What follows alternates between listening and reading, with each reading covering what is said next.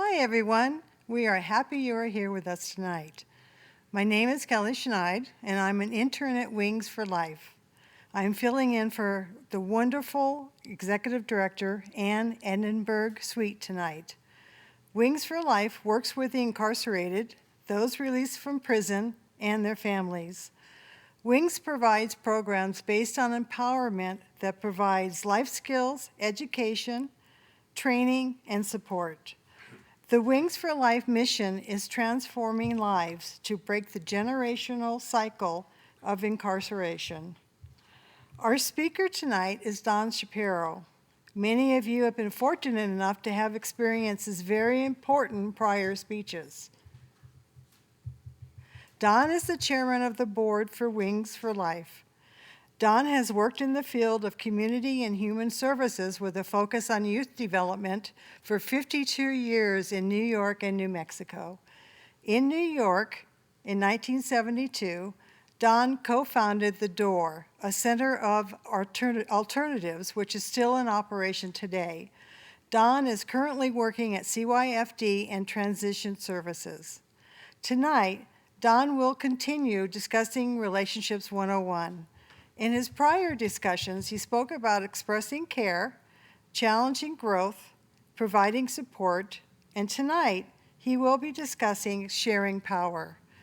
If you missed any of the prior informative speeches or wish to review them, you can watch them on the Wings Facebook or YouTube. So please welcome our very accomplished and inspiring speaker, Don Shapiro. Thank you, Kelly. That was quite an introduction. I hope I can live up to that. Thank you. It's wonderful to be here. And we're getting closer to the day when we'll have our dinners again, and we'll be sitting in a giant room and having this conversation while we're all enjoying food and each other's physical company. But for now, we're doing Zoom again. And I want to thank you. This, as Kelly mentioned, this is the fourth of a series of 5 workshops. Actually, we may go deeper and do 10. That was produced by the Search Institute. If you know Wings, you know we're based on, or our substrate, our foundation, are the 40 developmental assets. And I'll say a little bit about that in a minute, but the assets really provide information about what it takes to thrive in our community, in our family, and in our own personal lives. The developmental relationships is a new development. It's something that Search has been researching for years and is now sharing with us. And it talks about 5 different ways that adults can build relationships with young people, and also how young people can build relationships with adults. And when I say adults, I mean whether you're a parent, a teacher, guidance counselor, social worker, an adult friend, a guardian, grandparent. And so the idea is that developmental relationships are about the how. The assets are about the what it is that we have to work on. The developmental relationships is, well, how do we do it? So as Kelly pointed out, this is the 4th one. So I'm going to go to our slideshow here, if I can find it. Oops. Kelly, go ahead. Just click this out. Yeah. Okay. There we go. And we'll start our slideshow, and we'll take it from there. Okay. So, oops, sorry about that. Okay, there we go. We're going to be talking about the 4th action that we can take to build relationships, and that's sharing power with young people. Sharing power in one sentence, if I had to kind of narrow it down, would be the young person saying, treat me with respect and give me a say, okay? And as an adult, we would say, treat the young person with respect and give them a say. And we'll say more about that. Before we do, let me show you how we connected to the assets. If you remember the old days when we were having dinner, we had a placemat, and on the placemat, we would list the assets of the 40 of them. Which ones are we talking about today? So we're going to be talking about 3. One is number 7, which is that the community values young people, and the young person feels that the adults, perceives that the adults in the community value them. The other asset, number 8, is that young people are resources. Young people are given useful roles in the community. It's funny to say you are a resource. It feels kind of objectified, but it means that you have a role to play in the community that we need. You're somebody that we depend on, that we count on. And these days, young people are really needed, especially because we know that the older population, like myself, we won't be here someday, and we need the young people to take over and to do it well. Asset number 9 is about service to others, that a young person serves in the community 1 or more hours a week. It sounds very specific, kind of like a formula, but why don't we just say the young person has a way that they can give back to the community? Community service, volunteer work, just being a helper in the community. I'll share a little bit more about a family that I'm working with now that I've just met, and how this plays out, okay? Now, developmental relationships. There's a framework. And from the young person's perspective, there are 5 different components. One is, show me that I matter to you, and we express care. The second one, help me complete tasks and achieve goals, provide support. The third, from the young person's perspective, is push me to keep getting better, encourage me, help me move forward. Sometimes it's pulling, sometimes it's pushing, but mostly it's encouraging. And we call that challenging growth from the adult perspective. Today, we'll be talking about sharing power. And as I said before, the one-sentence expression would be, treat me with respect and give me a say in the things that matter. Next month, we'll be talking about the last one, expanding possibilities, how a young person can be connected in the community with places and people that enrich their world. Now, when we talk about sharing power, we're going down a deeper level, or actually, I should say, taking the elevator up. There are 4 actions. One is that we respect the young person. The young person says, take me seriously, treat me fairly. Second one is called include me, involve me in decisions that affect me. There's an organization called the NAMI, the National Association of Mental Illness or Mentally Ill in Albuquerque, and they have a slogan that goes, nothing about me without me. If you're going to have a meeting, if you're going to plan for me, I have to be part of that. So inclusion is very important, being involved.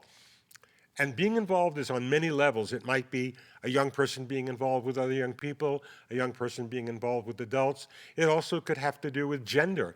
I'm a girl and I want to be involved in decisions that affect me when the boys are meeting. I'm a boy and I want to be involved with the girls. I'm, Hispanic and I want to be involved with young people who are of a different culture and vice versa. So that's one of the actions that we're going to spend time on today. We had to pick 2 out of the 4 because of time, but when we do another cycle, hopefully we'll come back and do the others.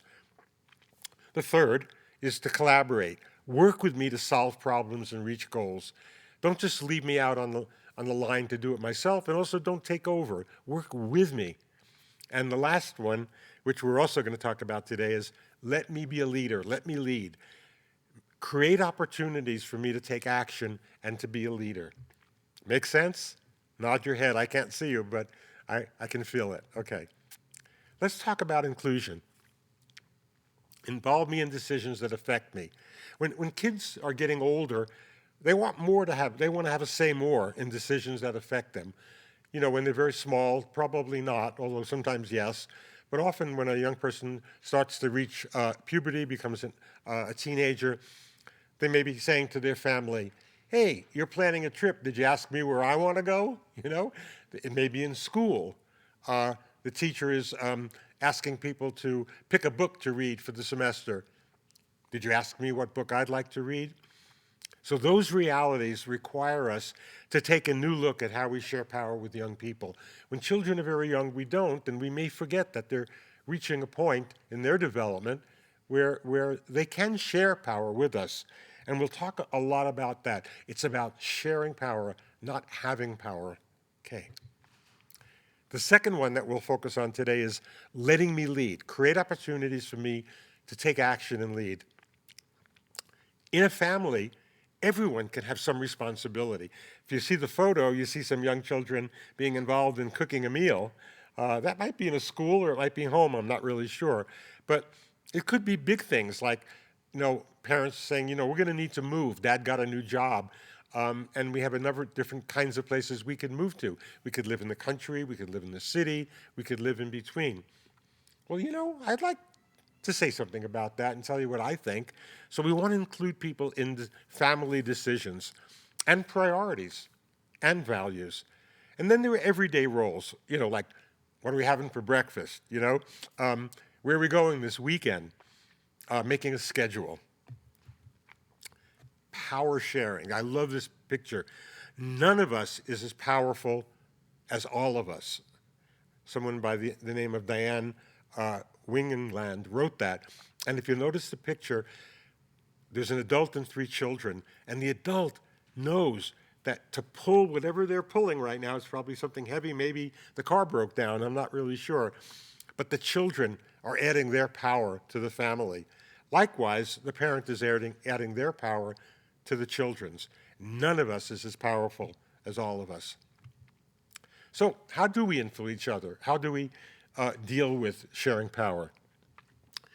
Family members have a great deal of influence over each other. Parents can influence the children. The kids influence their parents. Brothers and sisters influence each other. Grandparents influence grandkids. I'm working with a couple of boys and their great-grandmother, and she's influencing them, and they are influencing her in a very good way. All of these influences are the kind of power that we have in each other's lives.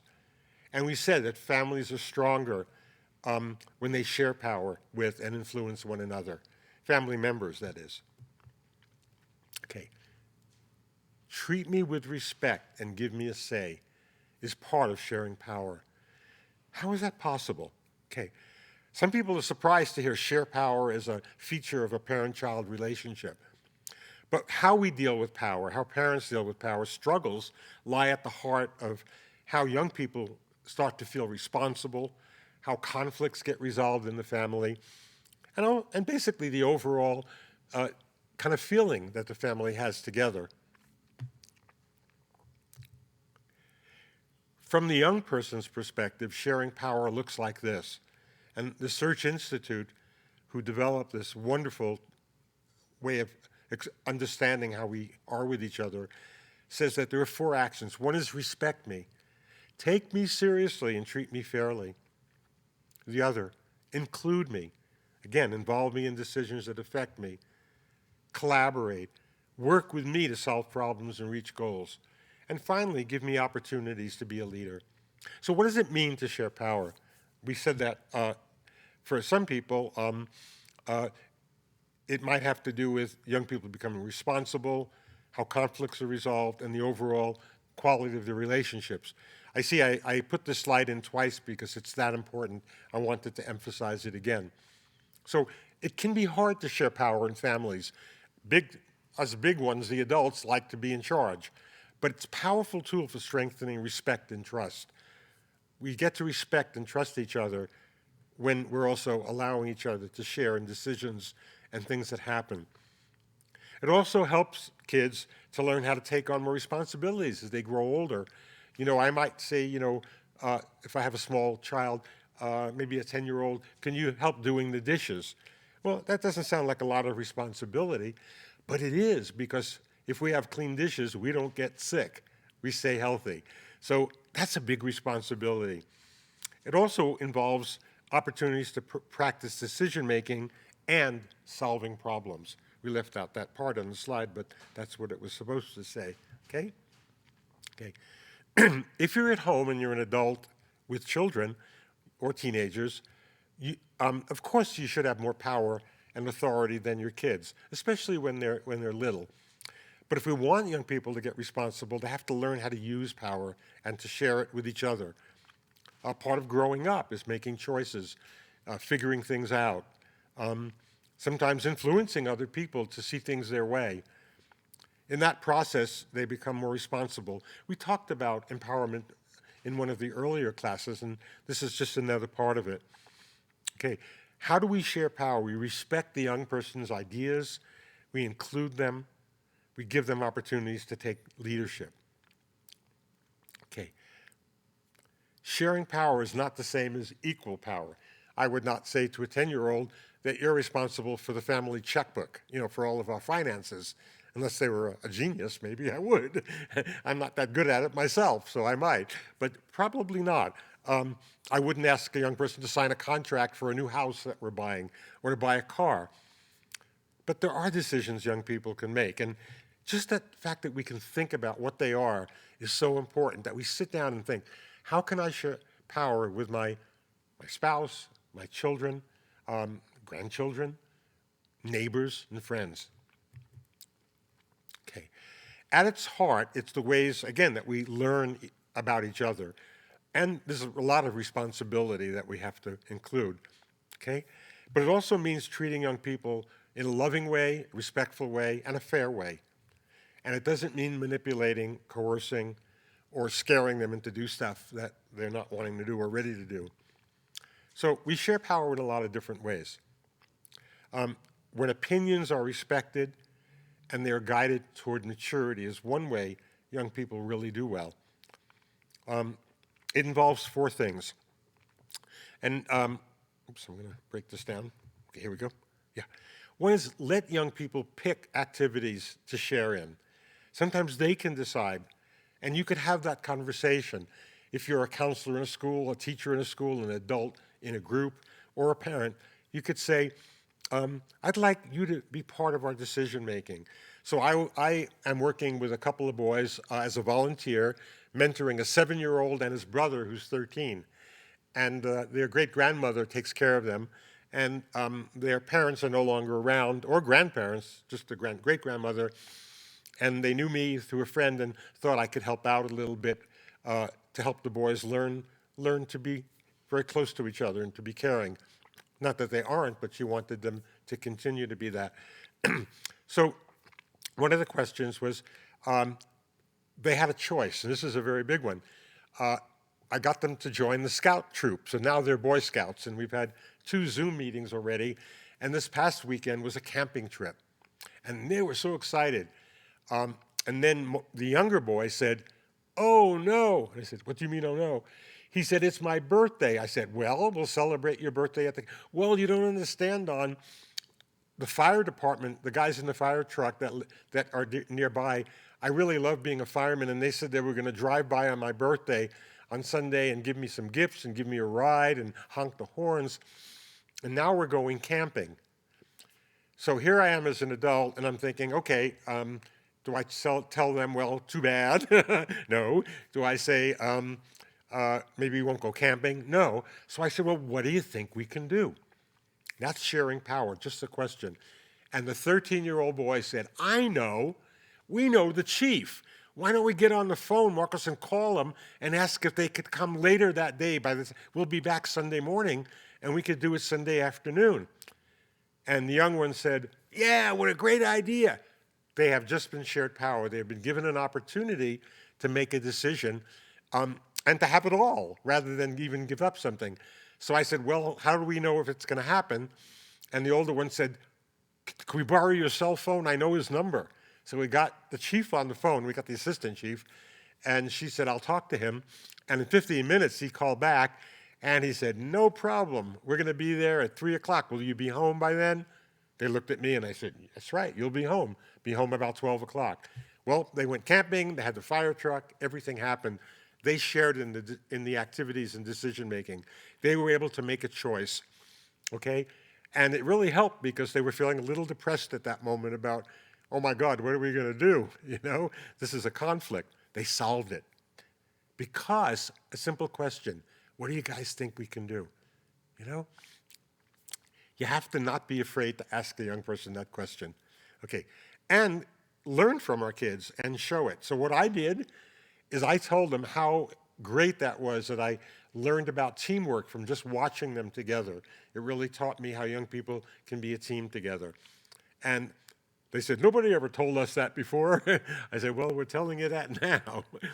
Okay, and then there are times when parents need to get to understand each other's point of view. Let's say they disagreed, and the older one said, no, I want to stay, I don't want to come back that early, or why don't you do it another time? There might have been a disagreement. Okay, to help them involved in this decision making is important. The adult could say, well, you know what, I'll talk to mom, grandma, we'll figure it out, and we'll let you know what we decided. There are times when we do that.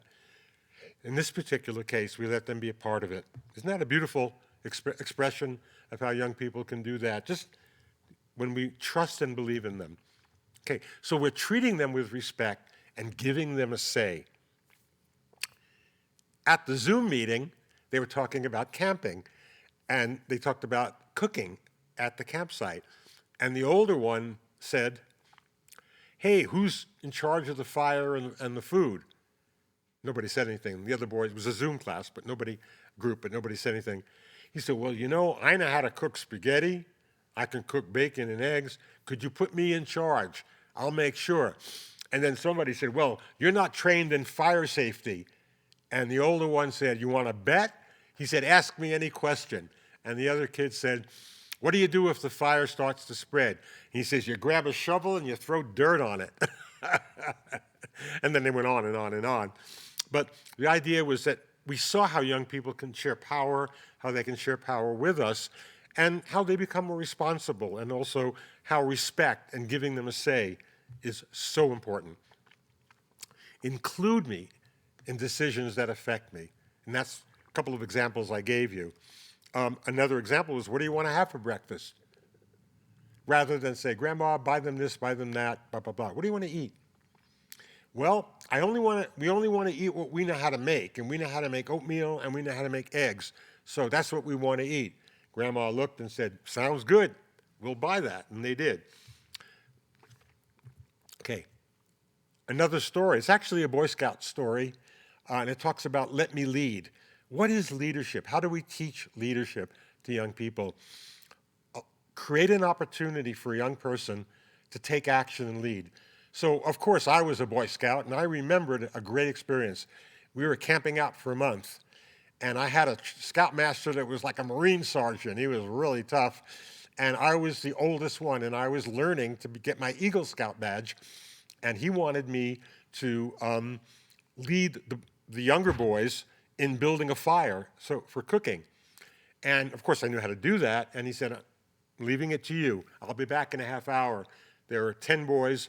I want you to show them how to build a fire and get ready to light it when I get there. He comes back 20 minutes later, and I'm in a very bad situation. These young kids, my younger Boy Scouts, were not very easy to get along with. They were feeling lazy. One wanted to take a nap. The other one said, I don't feel like building a fire. The other one said, no. And the other one was just taking forever. So what do you think I did? I walked up and I built the fire for them. As I was doing that, my Scoutmaster Joe walked over and he looked at me with his beady eyes and his military Marine look, and he said, Don Shapiro, what are you doing? And I said, we're building a fire. He said, I didn't ask you to build a fire. I asked you to build Boy Scouts. They build the fire. You teach them how to do it, and you're doing it for them. And I learned a great lesson about leadership. As a matter of fact, when I grew up and I went and got my first job, I did very, very well because that lesson taught me something. It taught me to involve people in the things we needed to do, not to take over, not to push them aside, not to be impatient, but to be patient, to be courageous, to respect and hope that they can do the things they needed to do. And so it was a great lesson about leadership. What are you building? Building a fire. No, you're building boys. They're building a fire. So I hope you take that home and find a way to apply that lesson. We talked about Yummy Monday. What's that slide mean? Well, involve children in what they're going to eat, what meals they're going to have. In this case, we talked about the boys deciding what they wanted for breakfast. Okay? So Monday's coming along. Empowerment. What would you like to eat? Who would like to help with the meal? Who wants to go shopping with me? Okay. Collaborative decision-making with families is really what we're talking about. Okay? By making decisions with our children, not for them. And again, we're very cautious about what we're talking about. There's safety issues. There are times when we make the decisions, and children need to know that. Or the young people we work with in the program need to know that, like the Scouts. Okay, what are the things that we need to take into account when making a decision? How do you get more information? How do we think about options, pros and cons? Here's a couple of examples. These are some things that parents and children can do together to make collaborative decisions. That means joint decisions. Ask the child for their ideas, okay? The children might ask the parent for advice and information, saying, gee, I really don't know. What do you think? Ask them for information that would help make a better decision. The child might express their opinions and suggest ideas. The parenting adult could give options. Well, if we do it this way, what could go wrong? If we do it that way, what could go right? Pros and cons. Cons mean things that would not be a good idea. Pros are things that are for doing it. Then suggest ideas and share information. For the child or teenager, tell your parent when you make a decision they're interested in, okay? One more, explain why you made the decision and make your child understand why that was your decision to make. And then for a young person, ask questions about a decision the parent makes. Dad, mom, uncle, friend, neighbor, teacher, counselor, how come we're doing it that way? Why did you decide that? Why aren't we doing it a different way? It gives a great opportunity for the parent to be curious and say, I'm curious, what ideas do you have? I'd like to hear them. Okay. So, again, sometimes it's appropriate for young people to make them on their own when they get more mature. A researcher once wrote, when independent decision-making emerges out of a joint collaborative process between parents and children, the children in the future will most likely be better prepared to make decisions on their own. It's all about learning. Okay, there are 6 approaches during coronavirus crisis that I want to talk about. How do you share power during this crazy world we're in? If you're working with young people through technology, let's say they're home and they're doing school through their computer, let them figure out some of the activities and lessons on their own. If you're working with young people through technology, after you've been doing it for a while, ask them, how are you doing? How is it working? Are there any adjustments we need to make in the equipment, the technology, or even the scheduling? In this case, I remember the young man who was 13 is doing that, and he said to his grandmother, if I just sit at this computer for 2 hours, I burn out. I think I need more breaks. But I promise I'll do the work, but could you give me some breaks? Instead of sitting for an hour, could I sit for a half hour and then have 5-minute break? And grandma said, what will you do during the break? And he said, well, guess what? He said, what do you need help with? Is there anything you need help with that I can do while I'm taking a break? Unbelievable. This happened. Okay, it is believable. Ask young people how they think your relationship with them is going during the crisis, Boy, we've been cooped up here a lot. How do you feel we're doing as people? Not just how are you doing, how are we doing? Are we getting closer to each other? Are we wanting to get out of each other's face? Are we getting disgusted with this? They might not have an answer, but they'll appreciate that you asked them. Okay, another approach, number 4, when you can, offer choices rather than mandating a single option, okay? Looks like somebody's being forced to eat broccoli here in this picture. Ask them what they'd rather eat if they don't want to eat the broccoli, okay? Share with young people what you find challenging about living through this crisis. In other words, tell them what's tough for you. It's okay to share that. Then respect their privacy, okay? Especially during this time. They can't go out and play. They're not going to the park. They're not out seeing their friends. Give them a little space, okay? I'm going to skip this one. Here's a chat room series of questions for you. As you know, after our talk, you'll be in the chat room with a couple of other people. And here are some questions. Write them down, remember them. Maybe we can put them into the chat so you'll see them. Tell about a time that you've been thankful when someone has used their power to help you. okay? And it could be a sibling, parent, adult in your life. Second one, tell about a time that you've shared your power, I'm sorry, when they've shared their power with you that you've really appreciated. You know, when you've offered them an opportunity to share the power with you, or decision making, problem solving, or ideas. And tell about a time when you really appreciated that and why. What made that a good thing? And then finally, if you can think of one area of sharing power that you'd like to work on in your family that we've talked about, what would it be? Okay? Is it about decision making? Is it about meals? Is it about trips? Is it about scheduling your time together? Is it about what are you going to do for once the COVID's over and you're going to have a vacation? Where do you want to go? Pick one area that you'd like to work on, and what would it be? And then use some of the tools we talked about. Remember that all of this information is going to be on our website. The talk is going to be on YouTube. So you can go to YouTube and see Don presenting if you want to review it. You can go to the website and find some of the information from the slides, the PowerPoint, and that we're using, and see if you can identify an area that you think would be important for you guys. Then finally, you know you're going to get a placemat that's going to be on our website. Unfortunately, we're not having a meal right now. So here's some conversation questions that you can do as a group or a family.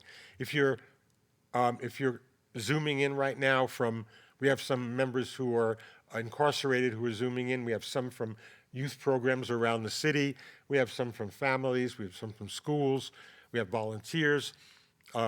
So what can you take home? And talk about some of these questions. What's the hardest part about sharing power with a young person? How have you managed that? What are some ways that you've seen other families share power with children of different ages, which can get pretty complicated? Okay, what makes sense? What doesn't make sense to you?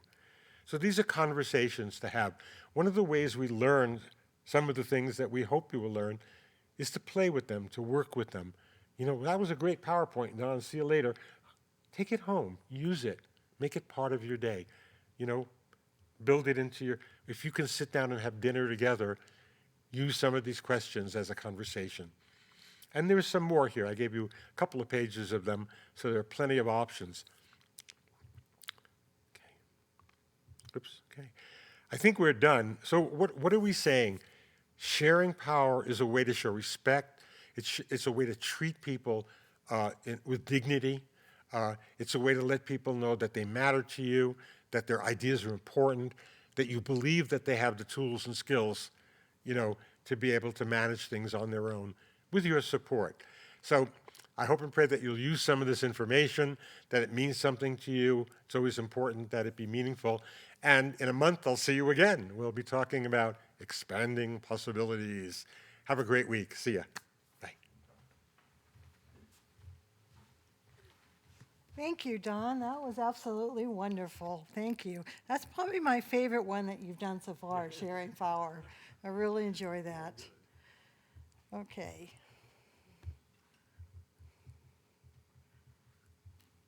Hold on just a second while I find my notes.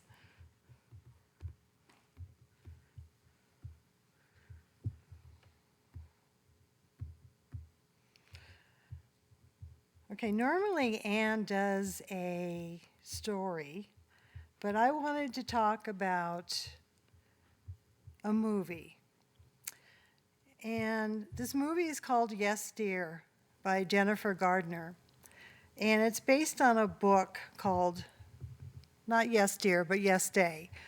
And it ties in with what Don was talking about. Don was discussing sharing power. Well, this is a day that you give power to your kids and your family. Now, if you're like me, your heart just probably skipped a beat thinking about giving power to your family for a day. But there are rules to it.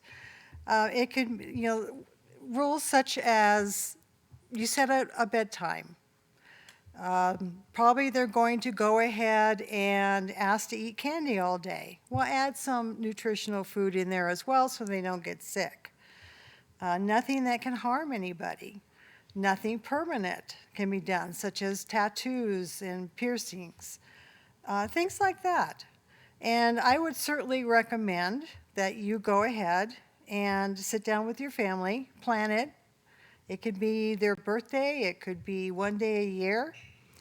And sit down and you know your kids the best and let them go ahead and figure out what it is they want to do for that day. Plan ahead on it. But make sure that you go ahead and have plenty of coffee for the next morning for yourself because you're probably going to need it. On that, thank you for joining us. I'm glad you were here with us. And for those of you who are on FaceTime and YouTube, we're going to end it right now. And for those on Zoom, we're going to go ahead and go in the chat rooms.